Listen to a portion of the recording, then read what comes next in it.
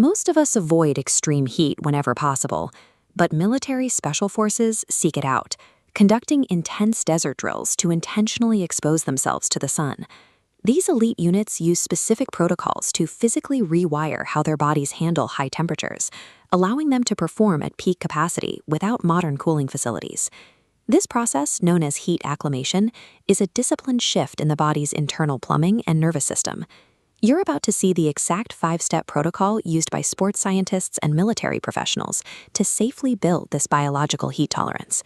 Because individual baselines and physical limits vary, you must execute these steps within strict safety boundaries, and ideally with professional guidance. Mastering extreme temperatures requires systematically forcing your biology to upgrade its own cooling software. Step 1 is controlled exposure. This foundation requires scheduling measured, light activities in warm conditions to give the body a predictable stimulus.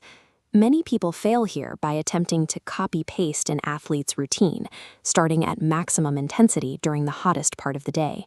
Instead, the standard recommendation is to dedicate roughly 1 week to specific heat training before you need to perform in a hot environment. This chart illustrates step 2, gradual increase.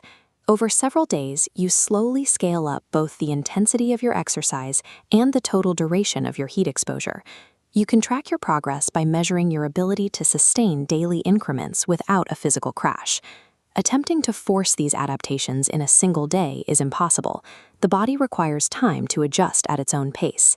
This deliberate, measured approach teaches the nervous system to accept the hot environment as normal, preventing an emergency shutdown. For step 3, you must manage your internal fuel through strict hydration and salt intake. Sweat rapidly flushes out the fluids and essential electrolytes your muscles need to function. These must be continuously replenished during exposure. Consuming only plain water is a dangerous mistake, as it dilutes your system without replacing the critical minerals you've lost. This comparison shows the difference. An adapted body learns to hoard essential salts internally, while an untrained body allows them to escape through the skin. Step 4 involves monitoring warning signs. If you experience dizziness or extreme fatigue or sudden nausea, the rule is to stop immediately and rest. Pushing through the pain in this context is counterproductive. Ignoring these signals delays your progress and significantly increases the risk of heat stroke. Balancing your electrolytes and respecting these physical breaks are the only ways to keep your core temperature stable under high stress. Step 5 is testing for the sweat marker to confirm that your protocol has physically changed your body. A clear sign of acclimation is when your body begins to sweat very early, even in a slightly warm environment.